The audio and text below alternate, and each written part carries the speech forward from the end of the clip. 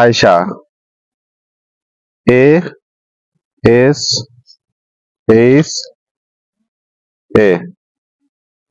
আয়শা, আমরা কি আগে নাম শুনছি? কে বলতে পারবেন?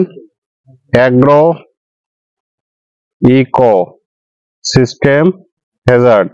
তাহলে অ্যাগ্রো ইকোসিস্টেম হ্যাজার্ড অ্যানালাইসিস, বাংলায় কৃষি পরিবেশ বিশ্লেষণ ও ঝুঁকি নিরূপণ। কৃষি পরিবেশ বিশ্লেষণ ঝুঁকি নিরূপণ। তাহলে কৃষি পরিবেশ বিশ্লেষণ বিষয়টা কি, তার আগে আমাদের বোঝা দরকার কৃষি কি। কৃষি বলতে কি বুঝি? কৃষি কাকে বলে? এই প্রাকৃতিক সম্পদ ব্যবহার করে কোনো কিছু উৎপাদন করাকেই বলা হয় কৃষি। মাটি পানি বায়ু যা কিছু আছে এইটাকে ব্যবহার করে আমরা কোনো কিছু উৎপাদন করাকে বলা হয় কৃষি। পরিবেশটা হচ্ছে কি, অ্যাগ্রো ইকোসিস্টেম অ্যানালাইসিস বা এগ্রিকালচারাল ইকোসিস্টেম অ্যানালাইসিসে আমাদের একটা বিষয় হচ্ছে পরিবেশ। পরিবেশ বলতে কি বুঝি? চারিপাশে যা কিছু আছে। তাহলে চারিপাশে যা কিছু আছে সেটাকে পরিবেশ বলা হয়। তাহলে কৃষি পরিবেশটা কি?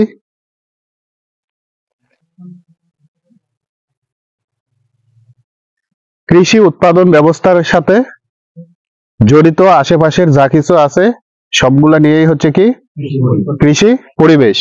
তাহলে কৃষি পরিবেশের উপাদানগুলো আমাদের কি কি হতে পারে? মাটি পানি, তারপরে বায়ু, তারপরে সূর্যালোক, তারপরে তারপরে আবহাওয়া। আবহাওয়া আর কি হতে পারে? তাপমাত্রা আর্দ্রতা বৃষ্টিপাত আরো যা কিছু আছে আপনারা আপনাদের মতো করে কি করবেন? লিখে নিব কি, ঠিক আছে? তাহলে কৃষি পরিবেশের উপাদানগুলো কি আমরা বুঝতে পেরেছি? আচ্ছা, এরপরে আমাদের আরেকটা বিষয় ছিল, সেটা হচ্ছে কি হ্যাজার্ড। হ্যাজার্ডের বাংলা কি? হ্যাজার্ডের বাংলা হচ্ছে বিপত্তি। তাহলে আমাদের ক্ষেত্রে বিপত্তিগুলো কি কি? আচ্ছা, বিপত্তি কাকে বলে? রোগ পোকামাকড় আবহাওয়া ইঁদুর আবহাওয়া মানুষ গরু ছাগল সবকিছুই আসবে। তাহলে বিপত্তি কাকে বলে?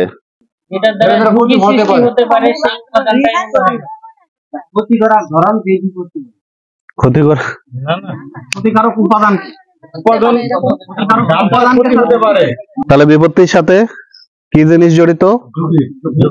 ঝুঁকি জড়িত। একটা হচ্ছে হ্যাজার্ড আর একটা হচ্ছে রিস্ক। হ্যাজার্ডের কারণে রিস্ক হয়। তাহলে এমন কিছু প্রভাবক বা এমন কিছু উপাদান বা এমন কিছু নিয়ামক যার উপস্থিতিতে আমাদের ব্যাহত হতে পারে বা যে কাজটা করতেছি সেই কাজটাকে বাধাগ্রস্ত করতে পারে। এই বাধাগ্রস্ত করার যে উপাদানগুলা সেটাই হচ্ছে কি হ্যাজার্ড, বিপত্তি। তাহলে এখানে রোগ পোকামাকড় ইঁদুর আবহাওয়া এই সবগুলাই আমাদের বাধা সৃষ্টি করবে। তাইলে এখন আমরা যদি আসি আয়শা, তাহলে আয়শা বলতে আমরা কি বুঝবো? আয়শা হচ্ছে একটা পদ্ধতি, একটা প্রসেস, ইজ এ প্রসেস। যে প্রক্রিয়ায় কি করা হয়, প্রথমে আমরা পর্যবেক্ষণ করব। পর্যবেক্ষণ,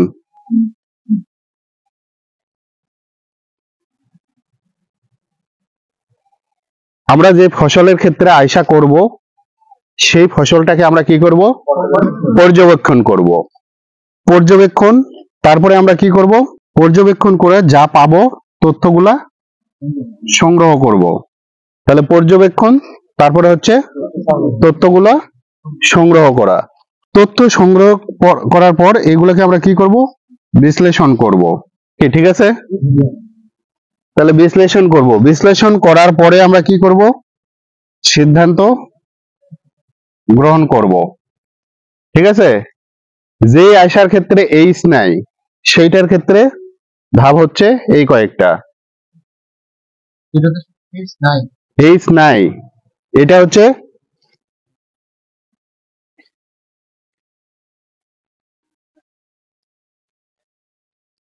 কি, ঠিক আছে? এইচ যেটাতে নেই আয়সা, কিন্তু আমাদের ক্ষেত্রে যে আয়সাটা আমরা করব সেটার ক্ষেত্রে আমাদের কি আছে এইচ এ। তখন এখানে আমাদের কি হবে, সিদ্ধান্ত গ্রহণের আগে ঝুঁকি অবলিক বিপত্তি শনাক্তকরণ অবলিক কি আসবে নিরূপণ। এক এক ফসলের ক্ষেত্রে এক এক রকম। তাহলে প্রথম কাজটা হচ্ছে আমরা পর্যবেক্ষণ করব, পর্যবেক্ষণ করে আমরা কি করব, শনাক্ত করা পর্যবেক্ষণ করা আসলে এক ধাপই হয়ে যায়, আবার আলাদাও আমরা করতে পারি, কিন্তু আপনার কাজটা হচ্ছে পর্যবেক্ষণ করা তারপরে তথ্য সংগ্রহ। এখন যদি শনাক্তকরণ আপনি না জানেন, চিহ্নিতকরণ যদি না পারেন, তাহলে তো আপনি তথ্য সংগ্রহ করতে পারবেন না। কি পারবেন? তাহলে পর্যবেক্ষণ মানেই তো হচ্ছে আপনার শনাক্তকরণ সহ মূল বিষয়টা হচ্ছে, তারপরে তথ্য সংগ্রহ, তথ্যটাকে বিশ্লেষণ করা, এরপরে ঝুঁকি বা বিপত্তি, আমরা হ্যাজার্ড বলতেছি তাহলে অবশ্যই বিপত্তি, তাহলে বিপত্তি শনাক্তকরণ অথবা বিপত্তি নিরূপণ। এটা শনাক্তকরণও হতে পারে নিরূপণও হতে পারে, তবে শনাক্তকরণটা না রাখাটাই ভালো। বিপত্তিটা হচ্ছে নিরূপণ, বিপত্তির ধারাটা কতখানি, এটা কতটুকু, কম না বেশি নাকি মধ্যম, তাহলে এটা আমরা বলবো কি নিরূপণ। তাহলে ঝুঁকি বিপত্তি নিরূপণ। বিপত্তি যদি থাকে তাহলেই কিন্তু ঝুঁকি আসবে, ঝুঁকি তো পরের বিষয়, বিপত্তির কারণে যেটা হতে পারে এটাই হচ্ছে ঝুঁকি। তাহলে বিপত্তি নিরূপণ, এরপরে আমাদের কি আসবে সিদ্ধান্ত গ্রহণ। সিদ্ধান্ত গ্রহণ বলতে কি, এই যে আমার ফসলটাকে আমরা ভালো করতে চাই, ভালোভাবে উৎপাদন করতে চাই, সেটা করার জন্য আমাদেরকে সিদ্ধান্ত গ্রহণ করতে হবে এই তথ্যগুলার আলোকে। কি বুঝতে পেরেছি? তাহলে আয়সা আমরা বলতে পারবো, আয়সা বলতে কি বুঝি, আয়সা হচ্ছে একটা পদ্ধতি, যেই পদ্ধতিতে ফসলের সার্বিক অবস্থা পর্যবেক্ষণ করে ওখানে উপস্থিত এই কৃষি পরিবেশের বিভিন্ন উপাদানের তথ্যগুলা সংগ্রহ করা হয়, এরপর তথ্যটাকে বিশ্লেষণ করা হয়, এরপরে এখানে উপস্থিত বিভিন্ন বিপত্তি এইটার মাত্রাটা নিরূপণ করা হয়, এবং সবশেষে এইখান থেকে উত্তরণের মাধ্যমে ভালো ফসল উৎপাদনের জন্য সিদ্ধান্ত ম্যানেজমেন্ট সিদ্ধান্ত গ্রহণ করা, এটাকেই বলা হয় আয়সা। এক কথায় শেষ,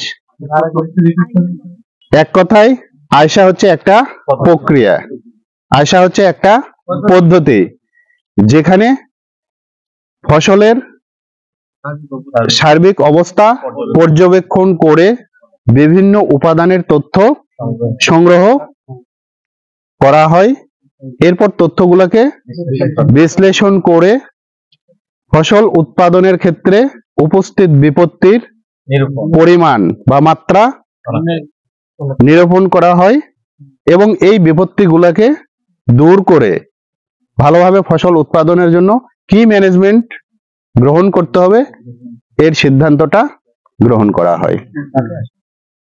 কি বুঝতে পারছি? আর আপনারা যেটা বলতেছেন এগ্রো ইকোসিস্টেম অ্যানালাইসিস বা এগ্রিকালচারাল ইকোসিস্টেম অ্যানালাইসিস, এটা হচ্ছে পুরা ইলাবোরেশন, এটা হচ্ছে সংজ্ঞা আর একটা হচ্ছে ইলাবোরেশন। তাহলে এখন আমরা যে আয়সাটা করব ধান ফসল, আয়সা আমাদের সকল ফসলের ক্ষেত্রে করতে হবে।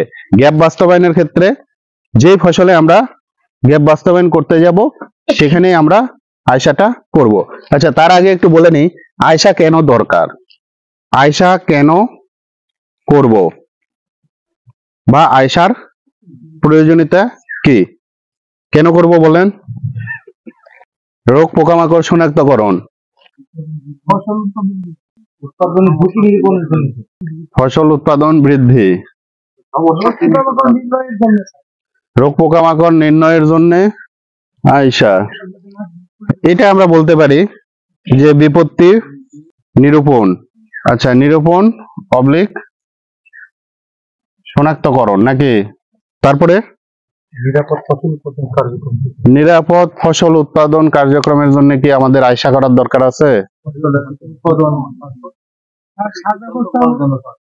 অর্থনৈতিক ভাবে অর্থনৈতিক ক্ষতিটা অর্থনৈতিক ক্ষতি, উৎপাদন খরচ কমানো। তারপরে আসলে আমরা অনেক ভাবে এক একজন অনেক কিছু চিন্তা করতেছি। আমাদের প্রধান যে উদ্দেশ্য, সিদ্ধান্ত গ্রহণে দক্ষতা অর্জন। মূল বিষয়টা হচ্ছে কি, সিদ্ধান্ত গ্রহণে দক্ষতা অর্জন। আপনি কি করবেন, আপনার ফসল ভালো করার জন্য কি করতে চান, এই সিদ্ধান্ত গ্রহণে দক্ষতা অর্জনই হচ্ছে, এটা হচ্ছে প্রধান বিষয়। এর সাথে আপনারা যা কিছু বলছেন সবকিছু এর মধ্যে জড়িত নাকি? এখন প্রশ্নটা হলো, এই দক্ষতা অর্জন কে করবে? কৃষক করবে। তাহলে এর সাথে জড়িত কে? কৃষক অবলিক কে? উৎপাদক। তাহলে কৃষক বা উৎপাদক এর দক্ষতা অর্জন। এখন তাহলে প্রশ্ন হলো, আয়সাটা কে করবে? উৎপাদক বা কৃষক আয়সা করবে। প্রশ্ন হলো, তাহলে আপনাকে কেন আয়সা শেখানো হচ্ছে? কারণ আপনি হলেন কে? লিডার। আপনি হলেন লিডার। আপনি আগে জানবেন, ওই যে লিডারের অনেকগুলো কোয়ালিটি আছে না, এই কোয়ালিটির মধ্যে একটা কোয়ালিটি হচ্ছে কি জানা। তাহলে এই সিদ্ধান্ত গ্রহণ, এইটা কার জন্য? কৃষকের জন্য। তাহলে আয়সা কে করবে? কৃষক। তাহলে আপনাকে কেন শেখানো হচ্ছে? আমি গিয়ে কৃষককে শেখাবো। তাহলে এই সিদ্ধান্ত গ্রহণ করবে কি ক্ষেত্রে? আপনার বিভিন্ন বিষয়। সেটা হচ্ছে কি, পানি ব্যবস্থাপনা। লেখেন, পানি ব্যবস্থাপনা হতে পারে, সার ব্যবস্থাপনা হতে পারে, রোগ পোকামাকড় ব্যবস্থাপনা,